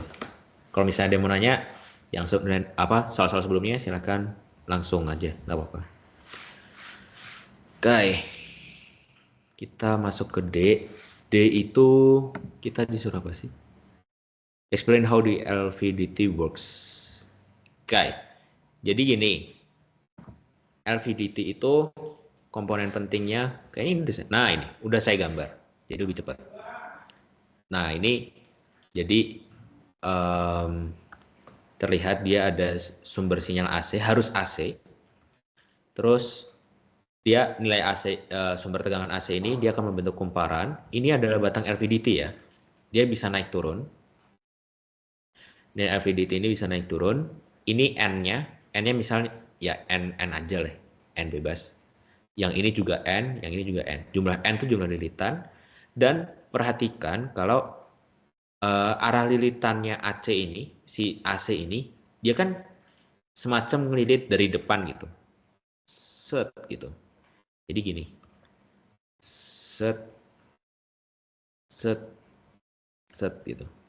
Dia kayak ngegenggam pakai tangan kanan yang jempolnya ke atas. Nah, itu arah lilitan yang ini sama dengan arah lilitan yang bawah, tapi berlawanan arah dengan lilitan yang atas. Nah, ini kenapa konstruksinya seperti itu? Karena memang cara kerjanya menggunakan prinsip yang mirip dengan trafo. Kalau trafo itu kan, kalian kalau misalnya mungkin ingat waktu SMA, dia ada lilitan primer, terus lilitan sekunder. Nanti ini N1-nya sama dengan berapa, N2-nya sama dengan berapa, maka nanti V1 sama dengan berapa, V2-nya itu ada hubungannya sama dengan N2 per N1 kali V1, kalau nggak salah. Dan ini tegangannya AC. Sebentar. Kamu bisa matiin AC nggak? Nah ini, terus dari sini bisa dijelaskan gimana caranya LVDT bekerja. Jadi LVDT itu ketika naik atau turun, akan ada lilitan, bagian dari lilitan ini,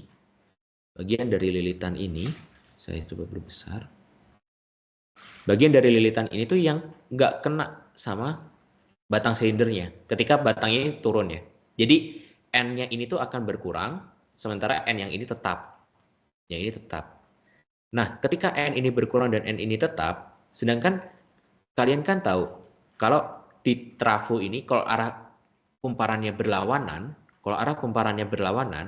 maka misal V-in-nya itu sama dengan, misal nih, N-nya sama nih, V-in-nya itu sama dengan 5, V-out-nya sama dengan -5 kan, kalau dia berlawanan. Nah, jadi istilahnya di sini, dalam kondisi normal itu kan, jumlah lilitan yang atas sama lilitan yang bawah kan sama. Nah, kalau dalam kondisi normal, dia tegangan V-out-nya 0. V-out sama dengan 0. VO sama dengan 0. Tapi ketika dia turun, berarti kan ini kan tadi yang berlawanan ya. Berarti yang di sini misal N-nya itu jadi kurang 1. Misal awalnya N-nya itu sama dengan 6, jadi N sama dengan 5. Sedangkan yang ini tuh N-nya tetap sama dengan 6. Berarti kan yang positifnya 6, yang negatifnya 5. Berarti kan dia jadi V0 dalam kondisi kedua, dia lebih besar dari, bukan lebih besar dari sama dengan, lebih besar dari 0.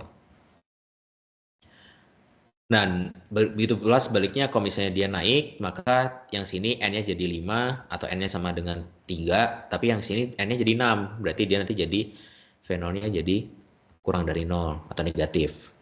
Dan V0 ini adalah V0 AC. Itu. Ada yang bingung? Untuk LVDT? Kak, Ya. agak bingung sih Kak. Ini kenapa N-nya dia berubah-berubah gitu? Oke. Mungkin permasalahannya karena saya gambarnya kurang banyak. Gini. Jadi, oke, kita tinjau yang ini dulu ya. Kita tinjau yang atas ini dulu deh. Yang bawahnya ini nggak usah dipeduliin dulu. Oke? Nah, kalau yang kita tinjau yang atas saja, misal nih, ini batang silindernya, terus si V supply-nya kayak gini, dia membentuk kumparan gitu. Nah, terus yang V out-nya itu, V out kan ya udah, V out-nya misalnya kayak gini.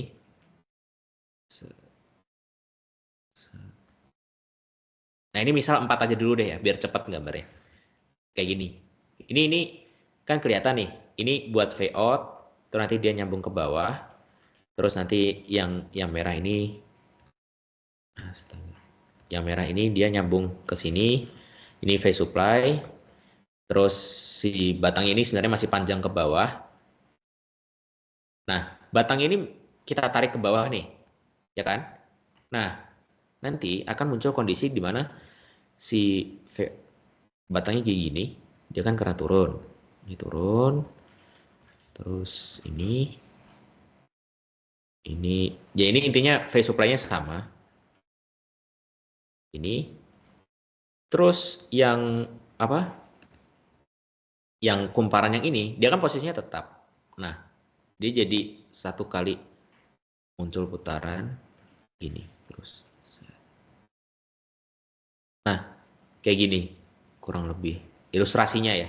Jadi kan si batangnya sudah turun sehingga ada bagian dari lilitan ini yang di dalamnya itu nggak ada yang di dalamnya itu nggak ada batangnya gitu loh. Jadi kalau misalnya kayak gini kan berarti lilitan yang terkena batang, yang di dalamnya ada batang kan, yang awalnya ini ada 4 jadi 3, yang awalnya dari 4 sini, yang awalnya ini ada 4, 1, 2, 3, 4, jadi cuma 3. Jadi cuma ini nih, 1, 2, 3. Nah, kalau misalnya kayak gini, berarti kan yang ini dia tidak terhitung sebagai lilitan yang kayak ada di dalam trafo gitu loh. Nah, itu makanya dia N-nya turun. Dari N-nya sama dengan 4, jadi N sama dengan 3. Dengan N-nya sama dengan 3, maka tegangan output-nya tadi, kan kita tinjau lagi ke sini.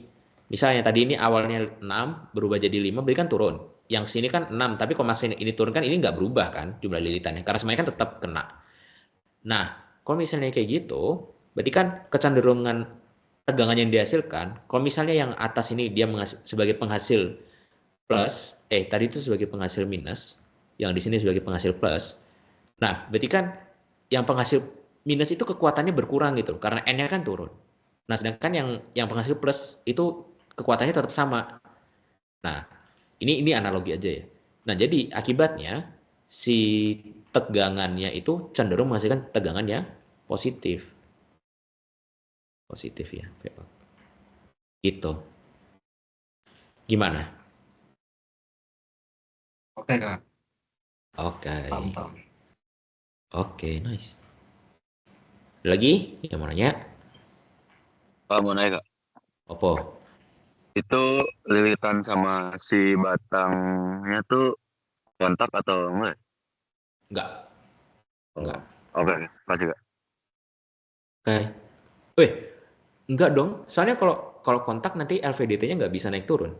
Kan tujuannya adalah si apa namanya? LVDT kan tujuannya untuk sensor posisi juga kan ya. Posisi translasi. Nah, untuk mengukur posisi translasi yang untuk mengukurnya yang mana? Batangnya ini yang digunakan. Nah, makanya dia batangnya harus bisa naik turun. Kalau untuk bisa naik turun, supaya lebih mudah naik turun, berarti kan nggak boleh berkontak gitu. Ada lagi yang mau Oke, nanya? makasih Kak. Oke. Ada lagi? Mau nanya dong, Bill. Apa? Silahkan. Itu yang plus minusnya tuh gak ke arah kumparan si yang apa namanya tuh? Yang atas bawahnya itu. Kan yang atas beda arahnya sama yang AC-in-nya. Ya, betul. Jadi minus. Oh, oke. Thank you. Nggak, tadi tuh gue waktu nggambarin itu kan bingung gimana caranya supaya lebih jelas gitu kan. Nah, makanya tadi saya buat kayak gini nih. Ini misal batang. Nah, ini arah kumparannya yang lewatin ke kanannya itu lewat depan. Kalau ini kan lewat kanannya itu yang ke kanan ini dia lewat depan, kalau ini ke kiri lewat depan. Aneh sih ngebahasainnya. Harus punya feeling. Ya kayak gitu sih. Oke. Thank you, Bill. Yo. Lagi yang mau nanya? Nggak ada. Lanjut. Nah, enggak tadi? Oke. Nah, terus apa kegunaan, apa advantage sama disadvantage dari LVDT dibandingkan dengan potensiometer? Nah, nah ini kurang lebih nggak akan gue tulis soalnya lebih enak diomongin sih. Jadi kalau LVDT kan, nah tadi kan kebetulan ada yang nanya tadi kan, apakah dia kumparannya itu nyambung sama, kumparannya itu nyentuh batangnya atau enggak? Nah, terus kan gue ngejawabnya enggak. Nah, itu juga jadi salah satu keuntungannya. Jadi dia tuh contactless antara kumparan dengan batang, itu dia nggak ada kontak sama sekali. Beda dengan potensiometer yang bisa ada kontaknya. Potensiometer itu kalau yang M21 dulu kan ada SPE. Nggak tahu M22 ada SPE nggak ya kemarin? Ada nggak sih? Ada. Kalian tahu potensiometer untuk ngatur-ngatur tegangan itu kan dia tuh semacam mengatur posisi-posisi piringan. Nah, posisi-posisi piringan di dalamnya itu ada gesekan. Nah, sehingga untuk gesekan itu tuh kalau ingat lagi MKM, gesekan itu dia mencegah pergerakan dari benda. Nah, mencegah pergerakan dari benda itu gimana? Nah, ini misal ini F statik. Nah, ini gaya gesek statik itu harus dipenuhin dulu, baru bisa gerak secara kinetik. Akibatnya, gaya-gaya yang kecil-kecil di sini, itu dia nggak akan bisa terdeteksi dengan potensiometer yang memiliki gesekan. Kalau potensiometer memiliki gesekan, maka dia tidak bisa memenuhi Fs-nya ini. Kalau dia dikenai gaya yang kecil, Fs-nya ini belum terpenuhi, dia nggak akan terdeteksi sebagai sebuah gaya, nggak akan terdeteksi sebuah gerakan. Beda dengan LVDT yang dia nggak ada kontaknya. Kalau nggak ada kontaknya, dia free to move. Bener-bener bisa gerak ke atas, ke bawah itu free. Gitu. Dengan bisa gerak ke atas, ke bawah free, maka dia lebih mudah, dia itu lebih akurat, resolusinya bisa dibuat lebih besar, repeatability-nya juga besar. Cuman ya negatifnya, dia butuh listrik AC. Sama lebih mahal. LVDT lebih mahal. Mungkin ada yang mau nambahin? Atau ada lain yang mau menyanggah? Atau ada yang mau nanya? Silahkan.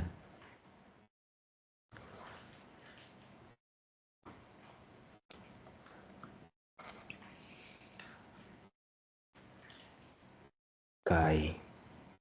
Nggak ada yang mau nanya. Jadi saya lanjutkan dulu ke terakhirnya belum saya bikin. Nah, jadi keempat kita memasuki nomor terakhir kawan-kawan. Nah, velocity sensor ini, nah ini sebenarnya yang A ini saya nggak tahu kenapa ini dimasukkan ke soal, cuman ini itu efek Doppler. Efek Doppler itu menyebutkan intinya kayak ini di fisika dasar 2B kalau tahun saya. Jadi kayak kalian misal ada mobil ambulans mendekati kalian, maka suaranya itu memiliki frekuensi yang lebih tinggi daripada ketika si ambulans itu atau polisi itu tadi menjauhi kalian. Nah, itu rumusnya disediakan di sini. Jadi F aksen V0 yang atas V0. Oke. Saya nggak hafal rumusnya. Apa? Ya. Ini yang A, F aksen sama dengan F dalam kurung V plus minus VO per V plus minus VS. Mungkin kalian ada yang lupa, tapi terminologinya gini. F frekuensi dari frekuensi suara yang dikeluarkan oleh source. F aksen itu frekuensi yang didengar oleh observer. V itu adalah kecepatan suara, V sound. VO itu adalah kecepatan ya, bukan kecepatan suara. Kecepatan dari observer. Yes, observe gitulah. VS itu adalah kecepatan dari source. Nah, sekarang kita bayangkan. Ini tuh policeman, let the car embed, dan sebagainya. Oke. Jadi ceritanya si policeman-nya itu dia ada di sini. Policeman-nya dia ada di sini. Terus ada mobil.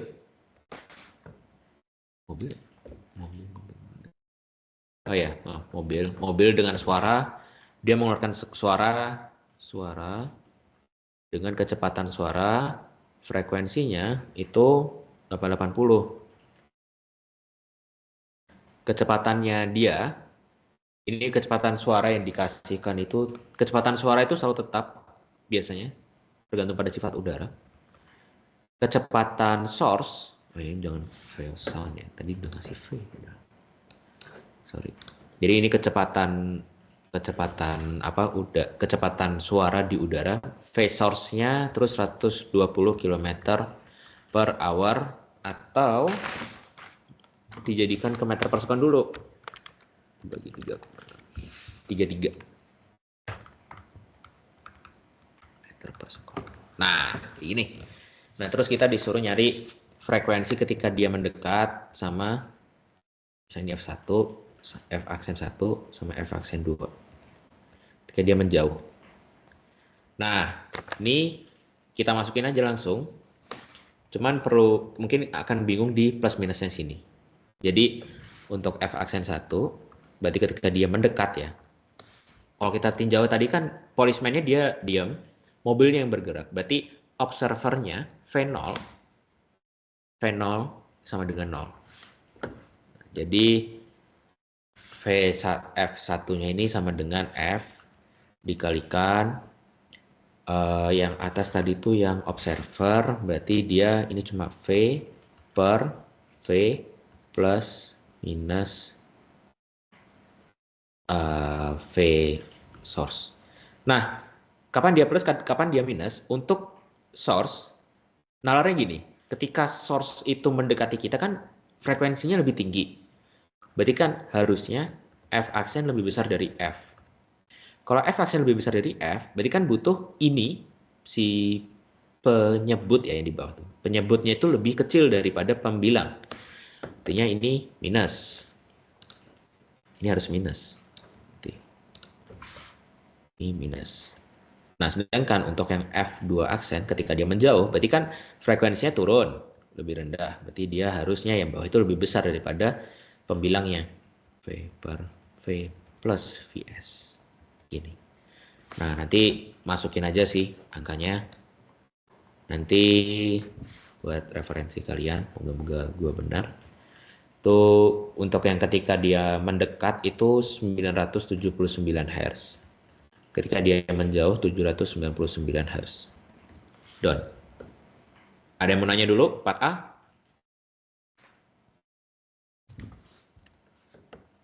Oke. Nah, untuk yang 4B. 4B ini agak unik. Velocity transducer terlihat di bawah. Sensitivitasnya 40 mV per cm per sekon. Frekuensi range-nya sekian. Di induce voltage-nya itu ini, end up-nya voltage sama dengan K dikalikan velocity. K-nya adalah sensitivitasnya, sensitivitas sudah diketahui. Dan sensornya itu dihitung dengan vibration with constant acceleration amplitude 9,81 meter per second kuadrat. Cari amplitude dari output voltage. Nah, saya yakin kalian sudah diajarkan di getaran mekanik maupun Antekdas bahwasanya 4B X sama dengan X. X itu bisa misal kalau X itu diasumsikan sebagai X sin omega T.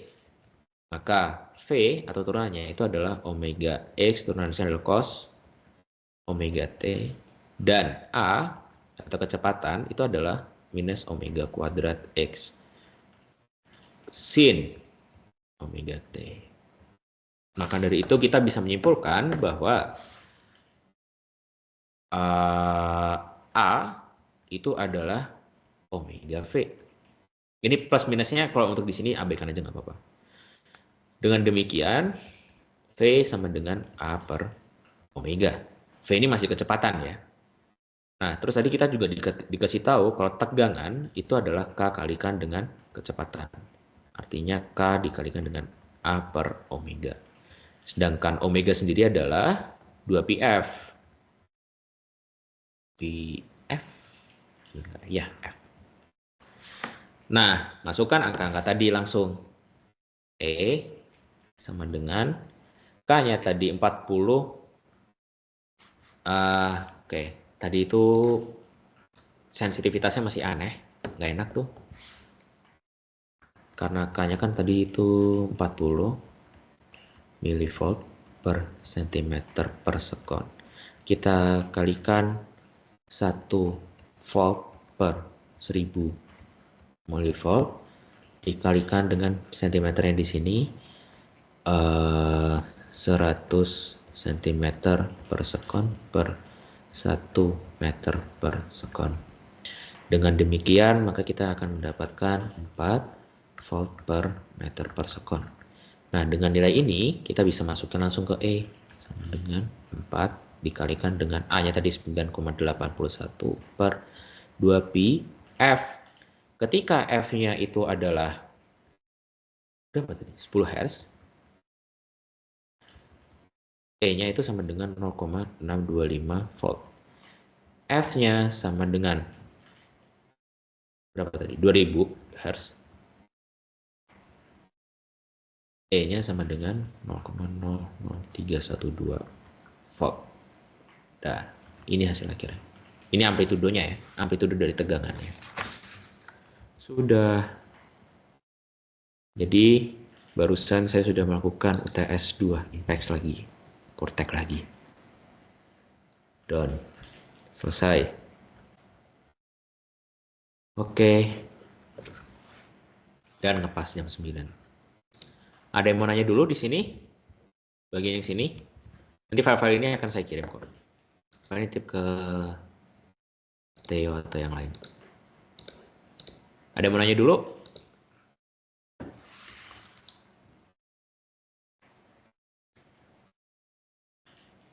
Oke, karena udah nggak ada, mungkin Theo dan semuanya, gue mohon maaf baru bisa sampai ini dulu karena kondisi saya masih di PAU dan nggak bisa pulang malam kalau di PAU. Jadi untuk sementara mungkin sampai sini dulu. Saya terbuka kalau kalian mau nanya malam ini atau besok pagi, insya Allah saya kalau memang saya bisa, saya coba jawab. Oke, thank you atas perhatiannya. Saya kembalikan ke Theo. Yo. Oke, thank you Kak Bilal udah bantu tutornya malam ini. Buat catatan sama rekamannya nanti bakal dikirim ya. Makasih semuanya. Thank you. Makasih Kak. Boleh. Yo. Thank you Kak. Yo. Jangan lupa satuan. Jangan lupa minus. Suwun Mas. Oke, makasih Kak Nasir. Makasih juga Theo. Ya, Makasih semuanya. titip lab ya. Oh iya Kak, siap. Oke. Live ya.